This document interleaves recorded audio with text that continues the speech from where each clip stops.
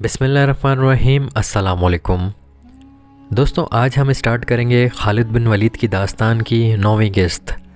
तो जिन दोस्तों ने पिछली किस्तें नहीं देखी वो पिछली किस्तें लाजमी देखें ताकि अगली तमाम किस्तें समझने के लिए उनको आसानी हो जाए।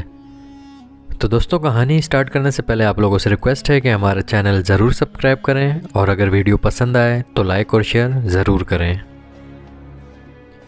तो दोस्तों, स्टार्ट करते हैं आज की 9वीं किस्त। अबू सुफियान ने कहा कि मक्का की ज़मीन मुसलमानों के खून की प्यासी है। इन दो मुसलमानों का खून अपनी ज़मीन को पिला दो। लेकिन मुझे याद आ गया है कि ये महीना जो गुज़र रहा है हमारे देवताओं अज़्ज़ा और हिबल का मुक़द्दस महीना है। ये महीना ख़त्म हो लेने दो। अगले दिन इन्हें खुले मैदान में ले जाकर लकड़ी के खम्भों के साथ बांध देना और मुझे बुला लेना।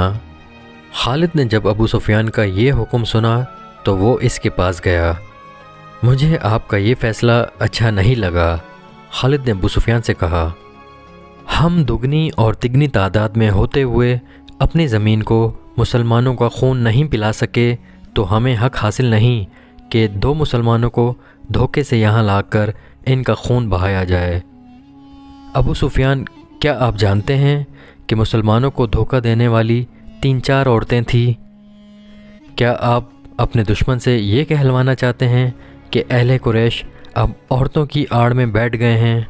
खालिद, अबू सुफियान ने रौब लहजे में कहा, खबीब और ज़ैद को मैं भी इतना ही अपने करीब समझा करता था जितना तुम इन्हें अपने करीब समझते थे। तुम अब भी इन्हें अपने करीब समझ रहे हो और ये भूल रहे हो कि अब ये हमारे दुश्मन हैं। अगर तुम इन्हें आज़ाद कराना चाहते हो तो लाओ, इससे दुगना सोना ले आओ और इन दोनों को ले जाओ। नहीं, पर्दे के पीछे से एक गरजदार नस्वानी आवाज़ आई। ये अबू सुफियान की बीवी हिंद की आवाज़ थी। इसने गुस्से से लरसती हुई आवाज़ में कहा, हमज़ा का कलेजा चबाकर भी मेरे सीने में इंतकाम की आग सर्द नहीं हुई है। अगर सारी दुनिया का सोना भी मेरे आगे ला रखोगे तो भी मैं इन दो मुसलमानों को आज़ाद नहीं करूँगी। अबू सुफियान, खालिद ने कहा, अगर मेरी बीवी मेरी बात के दरमियान यूँ बोलती तो मैं इसकी ज़बान खींच लेता। तुम अपनी बीवी की ज़बान खींच सकते हो, हिंद की आवाज़ आई। तुम्हारा बाप नहीं मारा गया था, तुम्हारा कोई बेटा नहीं मारा गया और तुम्हारा चचा भी नहीं मारा गया।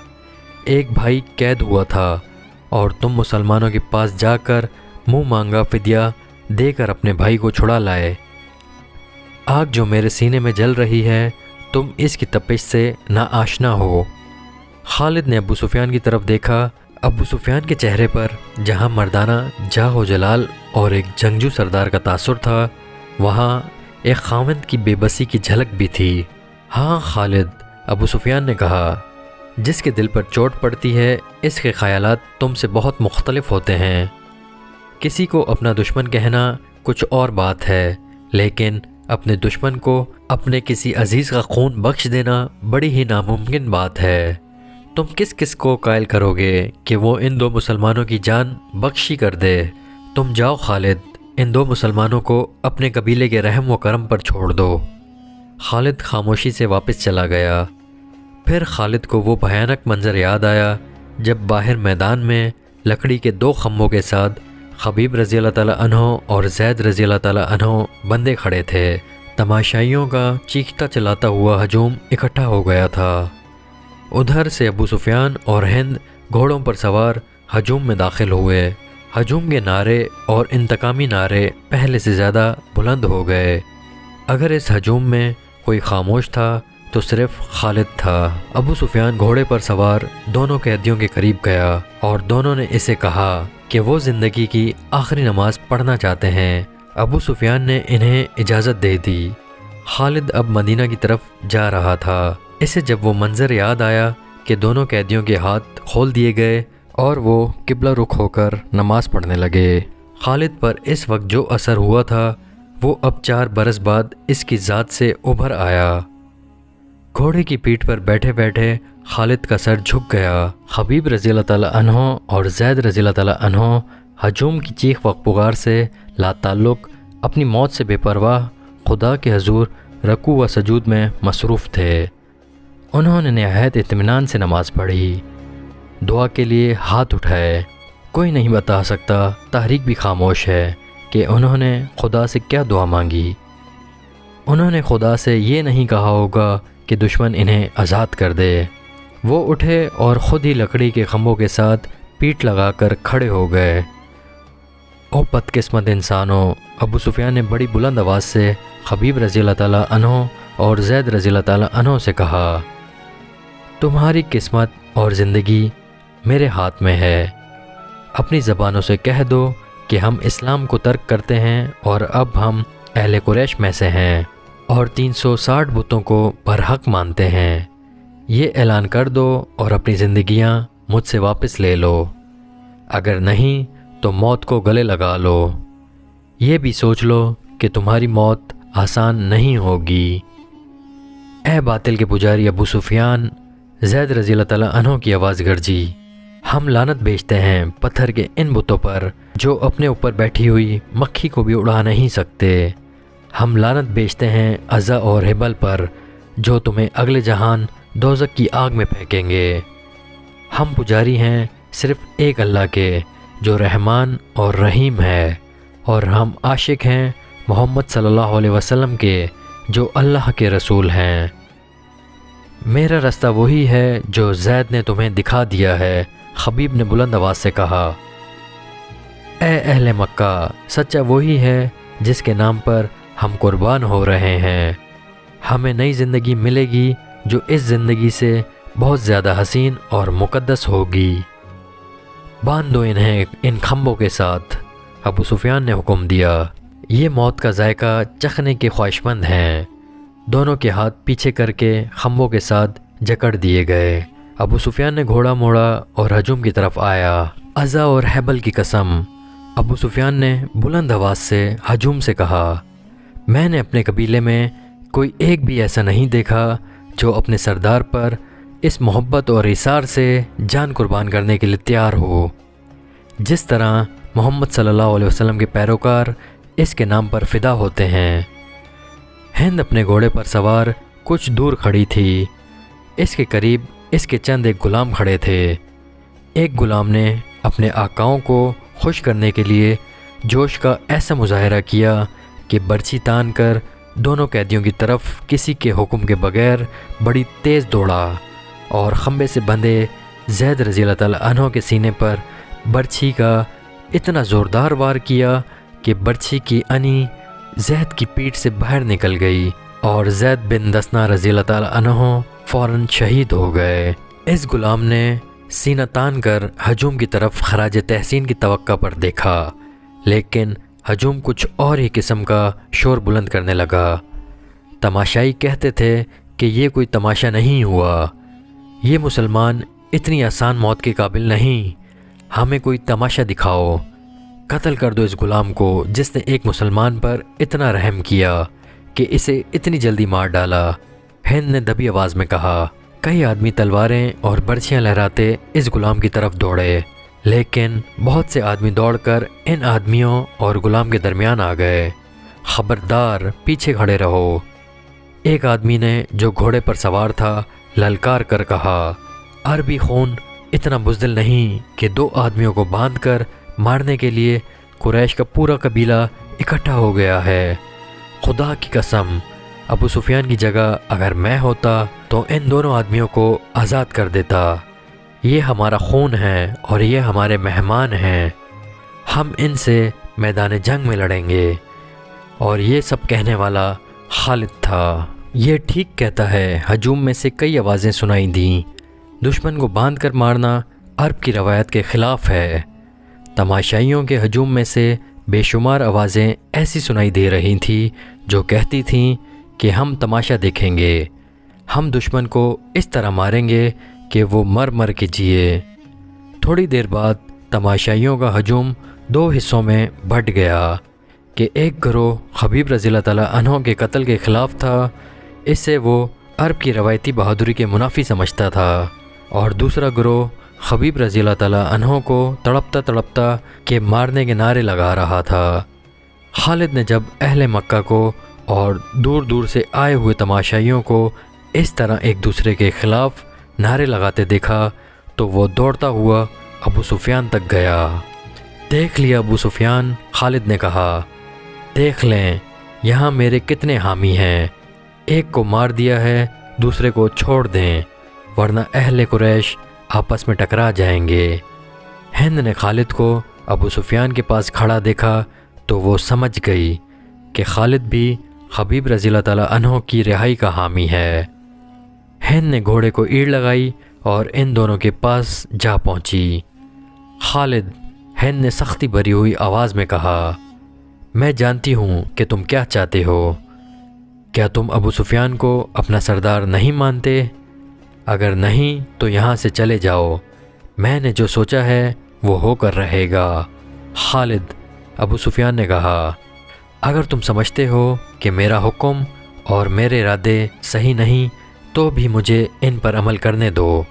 अगर मैंने अपना हुक्म वापस ले लिया तो ये मेरी कमज़ोरी होगी, फिर लोग मेरे हर हुक्म पर यही तवक्का रखेंगे कि मैं अपना हुक्म वापस ले लूँ। खालिद को आज मदीना के रास्ते में याद आ रहा था और इसे अफसोस हो रहा था कि इसने अबू सुफियान का हुक्म मान लिया था। खालिद की खूबियों में सबसे बड़ी खूबी नज़्म व नस्क और अपने सरदार की अताअत थी। इसने अपने सीने पर पत्थर रख कर सिर्फ़ इसलिए अबू सुफियान का हुक्म मान लिया था कि अहले कुरैश में हुक्म अदौली की रवायत कायम ना हो। अहले मक्का, अबू सुफियान ने दो गिरोहों में बटे हुए तमाशाइयों से बुलंद आवाज़ में कहा, अगर आज यहाँ दो मुसलमानों के कत्ल पर हम यूं बट गए तो हम मैदान जंग में भी किसी न किसी मसले पर पट जाएंगे और फतह तुम्हारे दुश्मन की होगी। अगर अपने सरदार की अताअत से यूं इनहराफ करोगे तो तुम्हारा अंजाम बहुत बुरा होगा। हजूम का शोर कम हो गया, लेकिन खालिद ने देखा कि अहले मक्का के कई एक सरदार चेहरों पर नफ़रत के आसार लिए वापस घरों को जा रहे थे। इन्हें देखकर बहुत से लोग भी जो तमाशा देखने आए थे वापस चले गए। खालिद वहाँ नहीं रुकना चाहता था, लेकिन वो ख़तरा महसूस कर रहा था कि दोनों गिरोह आपस में टकरा जाएंगे। इसके अपने कबीले के ज़्यादातर लोग तमाशाइयों में मौजूद थे। वो कम से कम अपने कबीले को अपने काबू में रख सकता था। हिंद ने तमाशे का पूरा इंतज़ाम कर रखा था। इसके इशारे पर 40 कमसन लड़के जिनके हाथों में बर्छियाँ थीं दौड़ते और चीखते चलाते हुए तमाशाइयों में से निकले और खबीब रज़ी अल्लाह ताला अन्हो के इर्द गिर्द नाचने और चीखने लगे। 2-4 लड़के बर्छियाँ ताने हुए खबीब रज़ी अल्लाह ताला अन्हो तक जाते और दौड़कर खबीब रज़ी अल्लाह ताला अन्हो पर वार करते थे, लेकिन खबीब रज़ी अल्लाह ताला अन्हो को नुकसान पहुँचाए बगैर हाथ रोक लेते। खबीब रज़ी अल्लाह ताला अन्हो एक ही नारा लगाते कि मेरा खुदा सच्चा है और मोहम्मद सल्लल्लाहु अलैहि वसल्लम अल्लाह के रसूल हैं। चंद और लड़के इस तरह बर्छियाँ तान कर इन पर हल्ला बोलते जैसे खबीब रज़ी अल्लाह ताला अन्हो के जिस्म को छली कर देंगे, लेकिन वार करके रोक लेते। लड़कों का ये खेल कुछ देर जारी रहा। इसके बाद लड़कों ने ये तरीक़ा इख्तियार किया कि बर्छी का वार बड़ी ज़ोर से करते, लेकिन खबीब रज़ी अल्लाह ताला अन्हो के जिस्म पर इतना सा वार लगता कि बर्छियों की अनियाँ खाल में ज़रा सी उतर कर पीछे जाती। बहुत देर तक यही खेल चलता रहा। तमाशाई दाद व तहसीन के नारे और खबीब रज़ी अल्लाह ताला अन्हो अल्लाहु अकबर और मोहम्मद सल्लल्लाहु अलैहि वसल्लम अल्लाह के रसूल हैं के नारे बुलंद करते रहे। खबीब रज़ी अल्लाह ताला अन्हो के कपड़े खून से लाल हो चुके थे। अबू जहल का बेटा अकरमा हाथ में बर्छी लिए इन लड़कों के पास जा पहुंचा और इन्हें हिदायत जारी करने लगा। लड़के अब अपनी बर्छियाँ खबीब रज़ी अल्लाह ताला अन्हो के जिस्म में चबो रहे थे। वो गोल दायरे में घूमते और नाचते थे। खबीब रज़ी अल्लाह ताला अन्हो के जिस्म का कोई हिस्सा भी ऐसा ना रहा जहाँ पर बर्छी ना चुभी हो और वहाँ से खून ना टपक रहा हो। इनके चेहरे पर भी बर्छियाँ मारी गईं। जब बहुत देर गुजर गई और लड़के नाच नाच कर और बर्छियाँ चबो चबो कर تھک گئے تو اکرمہ نے لڑکوں کو وہاں سے ہٹا لیا۔ خبیب رضی اللہ تعالیٰ عنہ خون میں نہائے ہوئے تھے اور ابھی بھی زندہ تھے اور ہر طرف دیکھ رہے تھے۔ ان کے نعروں میں کوئی کمی نہیں آئی تھی۔ اکرمہ ان کے سامنے کھڑا ہو گیا اور برچھی تان کر خبیب رضی اللہ تعالیٰ عنہ کے سینے میں اتنی زور سے ماری کہ فاصلہ کم ہونے کی وجہ سے برچھی خبیب رضی اللہ تعالیٰ عنہ کے جسم سے پار ہو گئی اور خبیب رضی اللہ تعالیٰ عنہ شہید ہو گئے۔ ان کی لاش یہیں بندھی رہنے دو، ہند کی گرجدار آواز سنائی دی۔ اب کئی دن ان کی لاشوں کے گلنے سڑنے کا تماشا دیکھتے رہو۔ یہ واقعہ جولائی 625 عیسوی کا تھا جو خالد کو یاد آ رہا تھا۔ اس نے اپنے دل میں درد کی ٹھیس محسوس کی۔ خبیب رضی اللہ تعالیٰ عنہ اور زید رضی اللہ تعالیٰ عنہ کے قتل نے قریش کے سرداروں میں اختلاف کا بیج بو دیا تھا۔ جس طرح ان دو مسلمانوں نے آخری وقت نماز پڑھی اور اسلام سے نکل آنے پر موت کو ترجیح دی تھی، اس نے قریش کے کئی سرداروں پر گہرا اثر چھوڑا تھا۔ خود خالد نے اگر اسلام کی نہیں تو خبیب رضی اللہ تعالیٰ عنہ اور زید رضی اللہ تعالیٰ عنہ کی دل ہی دل میں بہت تعریف کی تھی۔ ابو سفیان اور اس کی بیوی ہند کے خلاف اس کے دل میں ناپسندیدگی پیدا ہو گئی تھی۔ جنگجوؤں کا شیوا نہیں تھا۔ اس نے اپنے آپ سے کہا، یہ جنگجوؤں کو زیب نہیں دیتا۔ ایک روز وہ ان سرداروں کی محفل میں بیٹھا تھا جو رسول خدا صلی اللہ علیہ وسلم کے ان دو اصحاب رضی اللہ تعالیٰ عنہ کے قتل کے خلاف تھے۔ کیا تم سب جانتے ہو کہ مارے جانے والے یہی دو نہیں بلکہ 6 مسلمان تھے؟ خالد نے پوچھا۔ ہاں، ایک نے جواب دیا، یہ شارجہ بن مغیث کا کام ہے۔ وہ ان 6 مسلمانوں کو دھوکے سے پھندے میں لایا تھا اور ان کے پیچھے مکہ کے یہودیوں کا دماغ کام کر رہا ہے۔ خالد نے کہا، اور اس میں یوحوا یہودن نے 2-3 اور یہودی لڑکیاں ساتھ لے جا کر اپنے اور ان کے حسن کا جادو چلایا۔ یوحوا جادوگرنی ہے، ایک سردار نے کہا، بھائی کو بھائی کے ہاتھوں ذبح کرا سکتی ہے۔ کیا یہ خطرہ نہیں کہ یہودی ہمیں بھی ایک دوسرے کا دشمن بنا دیں گے؟ کسی اور سردار نے کہا۔ نہیں، ایک بوڑھا سردار بولا، وہ محمد صلی اللہ علیہ وسلم کے اتنے ہی دشمن ہیں جتنے ہم ہیں۔ یہودیوں کا مفاد اس میں ہے کہ وہ ہمارے اور مسلمانوں کے درمیان دشمنی اتنی پکی اور اتنی شدید کر دیں کہ ہم مسلمانوں کا نام و نشان مٹا دیں۔ ہمیں یہودیوں پر شک نہیں کرنا چاہیے، ایک سردار نے کہا، بلکہ ضرورت یہ ہے کہ ہم یہودیوں کو مسلمانوں کے خلاف زمین کے نیچے استعمال کریں، لیکن ایسے نہیں جیسے شارجہ نے کیا۔ خالد نے کہا، اور ایسے بھی نہیں کہ جیسے ابو سفیان اور اس کی بیوی نے کیا۔ کیا تم سب جانتے ہو کہ یوحوا مکہ کے چند ایک یہودیوں کے ساتھ مدینہ چلی گئی ہے؟ بوڑھے سردار نے پوچھا اور خود ہی جواب دیا، وہ مدینہ اور ارد گرد کے یہودیوں اور دوسرے قبائل کو مسلمانوں کے خلاف ابھاریں گے۔ اسلام کے فروغ سے وہ لوگ خود خطرہ محسوس کر رہے ہیں۔ اگر محمد صلی اللہ علیہ وسلم کا عقیدہ پھیلتا چلا گیا تو، اور میدان جنگ میں محمد صلی اللہ علیہ وسلم کے پیروکاروں کا جذبہ یہی رہا تو، جو ہم دیکھ چکے ہیں، تو خدائے یہودا کا سورج غروب ہو جائے گا۔ لیکن یہودی لڑنے والی قوم نہیں، خالد نے کہا، وہ میدان جنگ میں ہمارا ساتھ نہیں دے سکتی۔ مسلمانوں کے لیے وہ میدان جنگ میں زیادہ مہلک ثابت ہوں گے۔ ایک اور سردار نے کہا، وہ اپنی یوحوا جیسی دلکش لڑکیوں کے ذریعے مسلمان سرداروں اور سالاروں کو میدان جنگ میں اترنے کے قابل نہیں چھوڑیں گے۔ یوحوا کا کردار خالد بلا نہیں پا رہا تھا اور 4 برس پرانی باتیں اسے سنائی دے رہی تھیں۔ وہ مدینہ کی طرف چلا جا رہا تھا اور احد کی پہاڑی اوپر اٹھتی چلی آ رہی تھی۔ پھر یہ پہاڑی اس کی نظروں سے اوجھل ہونے لگی۔ اس کا گھوڑا گھاٹی اتر رہا تھا۔ قریش کے سردار 2 گروہوں میں بٹ گئے تھے۔ ان کی آپس میں دشمنی پیدا نہیں ہوئی تھی، لیکن پیار و محبت والی پہلی جیسی بات نہیں رہی تھی۔